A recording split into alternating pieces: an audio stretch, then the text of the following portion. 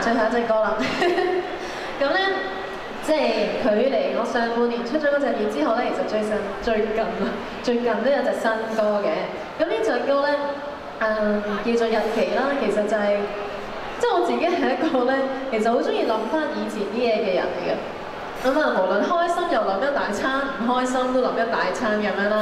咁但係即係你知啦，有時諗起啲唔開心嘅嘢嘅時候，都會有少少好似好多愁善感啊咁樣噶嘛。咁但係咧諗完啦，總結嚟講咧，原來即係當你跨過咗嗰啲難處嘅時候咧，無論係開心定唔開心嘅回憶咧，都係好值得回味嘅回憶嚟嘅。咁所以我就寫咗呢隻歌，叫做《日期》。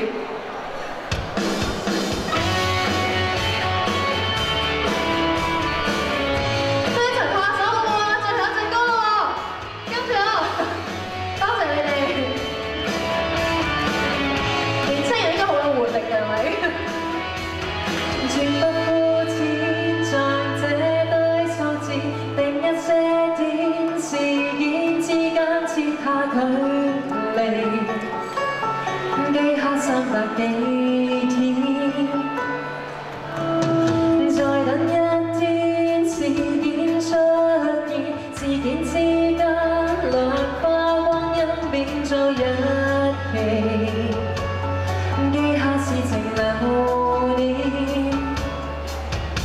這天正值假日那天，手機不見這天。想見自回看，月月年年段段往事，無憾是用心記住日期，遺憾是怕終會記不起，難忘是日子記下細味回味，人生裏苦澀味，無可躲避，糊塗是害怕接受傷悲，甜蜜是想非曾痛不起。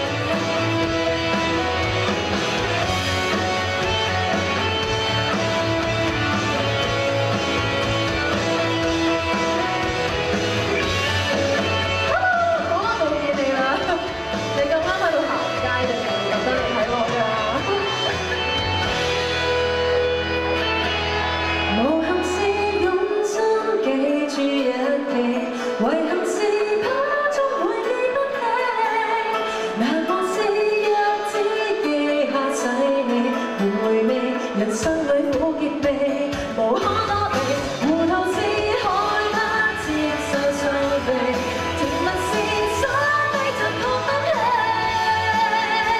沉醉地看日記，時光裏穿梭思想裏飛，看看日期。Thank you， 多謝晒。下個星期四9點鐘我都會喺度唱歌嘅，希望下個禮拜見到你哋啦，拜拜。